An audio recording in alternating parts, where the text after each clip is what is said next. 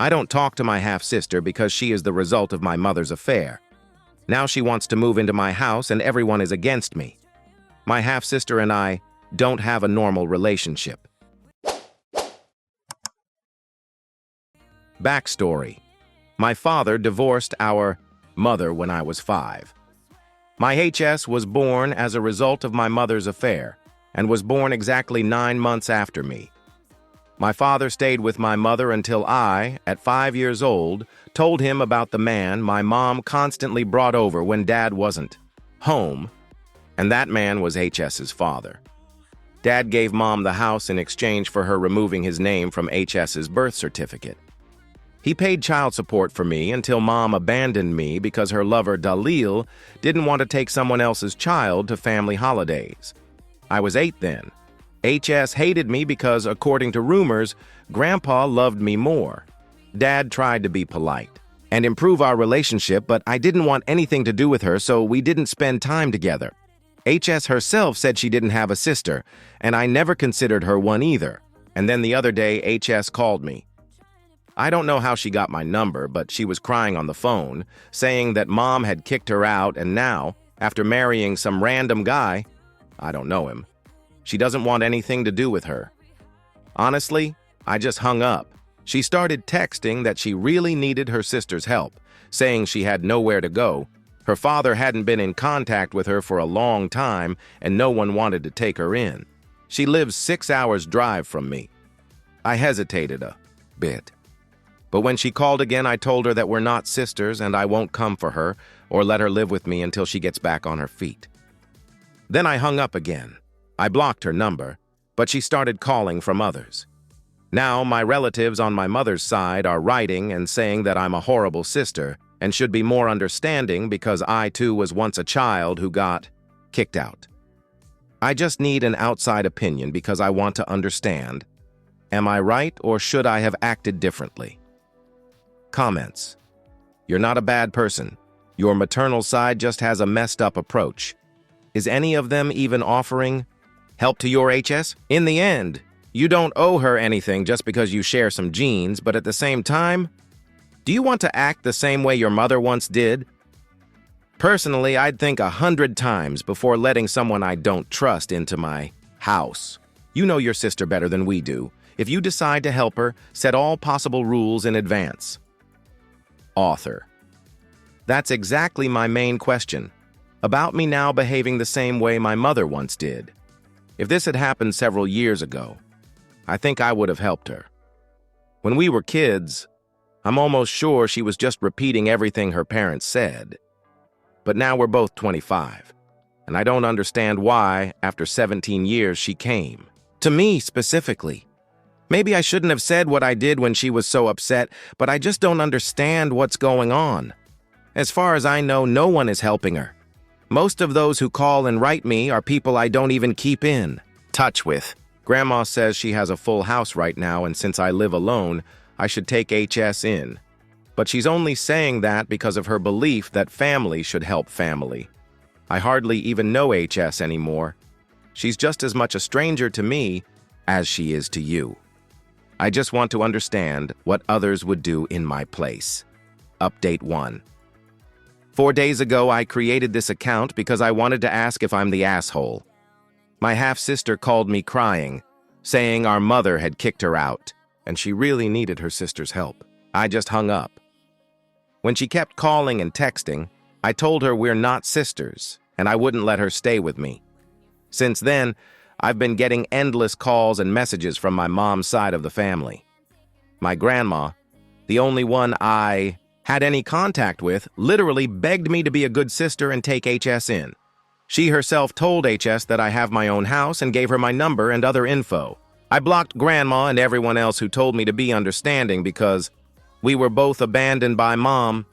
Me at 8, HS now. It's not the same, I told Grandma, but no one seems to want to admit it. For context, HS and I were born exactly 9 months apart. She's the result of an affair, and my father stayed with my bio mom, BM, until I was 5, and told him she kept bringing some man over when he wasn't home. That man was her lover and HS's biological father. My father divorced BM and gave her the house in exchange for removing his name from HS's birth certificate. BM lost custody of me when I was 8 because L didn't want to deal with someone else's kid at family events, and she just abandoned me. Dad tried to keep a decent relationship so I could communicate with HS, but she was just like her father and never considered me her sister. I felt uncomfortable around her, and Dad didn't force me. BM and HS soon moved out. BM worked in childcare and lost her job because, well, who wants to hire a nanny who abandoned her own child in the middle of the night? I hadn't seen HS in 17 years. I didn't even know what she looked like until today, when she was sitting on my porch with my suitcase. I think Grandma left right after I parked. I didn't even get out of the car. I was so angry and still am. HS kept saying she needed me and started crying, telling me what a terrible mother she had, that her father didn't talk to her, and BM's new husband didn't want her in his house. I live next door to my dad, so when HS started knocking on my car window, I called him, told him what was happening, and asked what to do. He said, "Don't get out of the car, call the police." So I did. I didn't leave the car until the cops arrived. When they came, HS told them I had supposedly agreed to let her stay and then changed my mind, kicking her out. I just showed the police our text messages, the few I sent in response to everyone demanding I let her stay, all refusals. Then I blocked everyone. When HS kept insisting, "But we're sisters," I told the cops I hadn't seen this woman. In 17 years, I didn't know her. I didn't even know what she looked like. We're not family. I even unblocked Grandma and called her, but before I could say a word, she started yelling, "Listen, I love you, but you need to get over this. She's family and she needs you. I told your father you're going straight to hell for being raised this selfish, and he raised you exactly like that, because your sister is going through the same thing you did." Then she hung up. I told the police, "You can either arrest HS or take her to a homeless shelter. I don't care. I just want her off my property." They took her. Now I'm sitting on my dad's couch, not understanding what the hell just happened. He doesn't want me to stay alone in case relatives come back. I'm so angry right now. I don't understand anything. 17 damn years of no contact. I talk to Grandma only on holidays. I don't even know most of these aunts, uncles, and cousins who spam my phone. But because BM cut me out of her life, now I'm supposed to do whatever they say? I'm 25. All these years I've only had my dad and his family. BM and her relatives have done nothing for me. They don't even know my damn birthday. Even Grandma sends me greetings on the wrong day every year. No calls, nothing. If HS needs help so badly, then one of them can help her. I don't know her, and I don't know them. I'm not letting a complete stranger into my house. Grandma says 6 hours is too far to visit me after surgery, but apparently close enough to drag someone to my house against my will. Comments: This is just insane. Why is no one from your mom's side taking responsibility? And how old is this half-sister? Your grandma spent 12 hours driving just to dump her on you? That's crazy. Author: HS is 24 or 25. Her birthday is around the same time as mine, as far as I remember, and yes, it's truly insane that Grandma even came here. I'm sure they're not telling me everything, but I don't even want to know. I just want them all to leave me alone. I know you're not planning to let her stay, but don't you dare change your mind. She'll probably never move out, won't pay rent, won't help with expenses, and you'll have to evict her through court. Save yourself the trouble. Author: This nightmare with eviction is one of the reasons I don't want anyone staying at my place at all. By law here, after 7 consecutive nights, a guest is considered a tenant. My friend had that happen. She let someone stay for a week, and it turned into 6 months of court battles and damaged property. So yes, I'll definitely save my nerves and time. Update 2. I watched the recordings from the cameras last night and this morning. Grandmother was rummaging under mats, stones, and flower pots in the mailbox, checking doors, apparently looking for a spare key. I don't keep keys on my property. My father, grandmother, and grandfather have their own sets, which they keep with them. My uncle completely upgraded the cameras at my place and at my dad's. Now, we have devices that send notifications to the phone when there is movement. We also installed video intercoms on the front and back doors. There are other features too, and all cameras are now better hidden. While my uncle was doing that, I went to the police station with my grandfather, filed for trespassing, but they didn't hold her long. Grandmother took her away. They kept lying, saying that I had supposedly invited her to stay with me and gave such statements. I don't know what will happen next, but I'm taking steps to protect myself, my property, and my father's property. She had no prior convictions, so this is her first offense. I don't know how to feel about that, honestly. Sounds awful, but I hoped she had at least one prior offense, because people in the comments wrote that it could help in getting a permanent restraining order. But grandmother does have convictions: stalking, trespassing, and domestic violence. I passed this information to the police. In any case, today I managed to get a temporary restraining order. At least something. I gave the police recordings from the cameras, copies of all messages, both printed and on a flash drive, gave a written statement, and they called a judge to issue the temporary restraining order.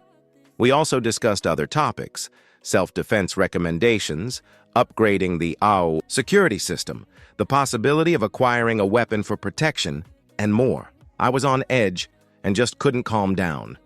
It finally hit me that these people know where I live and are willing to drive 6 hours to stalk me and break into my home. I'm still receiving messages and voice notes from these psychos. I've unblocked everyone. There are both direct and veiled threats. Grandmother insists, since I own an entire house, have a stable job, and no children, I'm obliged to take her in. Otherwise, she'll beat me up, something my father should have done long ago. She sent only one voice message saying she'd drop by later today because that's what family does, they help. When I didn't respond, she sent several messages claiming that I should understand her situation, that she's going through a hard time, and that she'll move in with me anyway for at least a week until she gets back on her feet. In our state, 7 days is enough to obtain tenant status. Additional clarification for those asking about the age difference. I was born on February 1st, she on November 29th. I say exactly 9 months because I don't consider 4 weeks significant. I just thought it was important to mention we're the same age. It gives context as to why we have no relationship. Whether she was born prematurely, I have no idea, honestly. People say they also have such examples in their circles. Nothing more to add. Many also asked, do you hate her? They say I seem angry about what she said as a child or about what her parents did. In the first post in the comments, I wrote to someone that if all this had happened several years ago, I might have helped her without thinking twice. I understand that as a child she was simply repeating what her parents said. I don't blame her for that and don't blame her for my mother abandoning me. It's been 17 years, 7 of which we've both been adults. She could have written to me at any time, but didn't. Moreover, she claimed she didn't have a sister. I also could have reached out, but chose not to. I just continued living my life. I went to therapy after my mother abandoned me, and it took years to cope with the fact that no one from my mother's side wanted me. And now she's causing me problems. She sat on my porch with a suitcase, ready to literally break into my house and my life. She drove 6 hours, sat for half an hour at my door, then lied a bunch, even though I told her no several times. She didn't consider herself my sister until she needed something from me. And now she's intruding into my life, hiding behind the fact that we're family. I don't hate her. It's too energy-consuming. But I do feel dislike toward her, now together with her grandmother and the rest of their family. They ignored me for years. And now I don't feel safe in my own home simply because she and her circle can't take no for an answer. The past also affects my dislike. Remember, I haven't spoken to her for 17 years.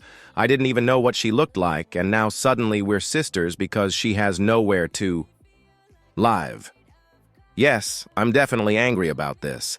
I also feel I did the right thing by posting my story online, asking for advice, and listening to my dad. The lawyer I spoke to basically said the same as the commenters.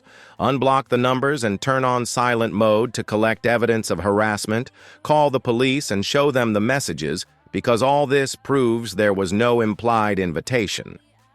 Turns out this is very important because even if I had allowed her to just stay on the porch, it could have been used against me. Giving the police the camera recording where she and grandmother were looking for a spare key was also the right decision. Even upgrading the security system, buying self-defense tools, and talking to the police about self-defense recommendations and my desire to purchase a weapon, all this worked in my favor. It shows that despite this being her first offense, I do not feel safe, and she is the reason. I really don't feel safe. So once again, thanks to everyone for the advice. If they actually show up as promised, I'll turn on the alarm and call the cops. Edited. At the time of publishing this update, the temporary restraining order had not yet taken effect because they hadn't been served the documents. They found her and grandmother at a hotel near my house and served them there. My neighbor spotted them and called the police. The restraining order is issued against both her and grandmother. Update 3. I was looking through the very first messages I received and found one I had missed. It's from her cousin. Note, I slightly changed the order of the info so the text makes more sense. Her biological father stopped communicating with her when she was 20. She covered for mother's affair with some man. Her father stopped paying for her education and completely cut off financial help. She has no work history. A month ago, mother kicked her out because she slept with that man and one of his sons. The son had turned 18 only 2 months earlier. She came home and found her and that man's things on the street. All locks had been changed and no police were called. The cousin doesn't know whether mother told the boy's mother, but she informed the rest of the family, saying something like, "Protect your children and marriages." She claims she slept with the man's son only on his birthday, but mother believes he was underage at the time. The family insists she needs to find a safe place for long-term living because she's pregnant. No one really likes her, but they think it's wrong to leave a pregnant woman on the street. The cousin doubts the pregnancy is real. She showed grandmother a positive test, but provided nothing else. She's a pathological liar. At the moment, she's been couch surfing with people without kids, taking other people's cars without permission, pawning expensive things, and taking money. Intended for interview clothes and travel, spending it on overpriced outfits instead. When police get involved, she lies. There was even a case when someone was arrested after she accused him of harassment when he tried to kick her off his property. The whole plan to move her into my house was thought up by one of grandmother's sons, my uncle. Grandmother apparently was complaining. She's young, child-free, with a well-paying job and her own house. So uncle said I have no obligations, lots of spare money and space, and since no one wants to take her in, this plan is the most convenient. The cousin also wrote, "Don't give in even a millimeter. Don't even offer to drive her to a shelter." One person tried. She threw a tantrum and almost got him arrested because she lied about the situation. I read your 2 posts. Take care of yourself. Comments. The cousin really filled in the crazy gaps? Wow. The author should keep in touch with her cousin to know what else is being planned. I'm sure they won't stop here. I immediately suspected the pregnancy when the topic of minimum residence time came up. They want her to stay long enough, to not be easily evicted, and so she could give birth if she's actually pregnant. And how can you kick out a newborn? Think about holiday plans. I wouldn't leave for Thanksgiving or Christmas at all.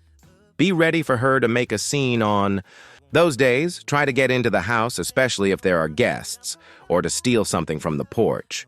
Take care. We're on your side. Author. I'm definitely preparing for such a scenario. I read your comments about the extremes she and grandmother could go to. I'm really scared. My paternal grandmother herself suggested hosting the holiday at my place. That way, if she suddenly shows up, we'll all be there and ready for their crap. Thanks. Update 4. No serious news today. Messages and calls have stopped. The whole neighborhood is on alert and we continue family watch. Duty. Today I'm spending time with my aunt and grandmother. No one appeared near the house last night. I'm following commenters' advice. First, start a folder with all the evidence. My aunt suggested making transcripts of all saved voice messages, and I think it's a great idea, so I'll do that today. Second, keep daily records even, if nothing happens.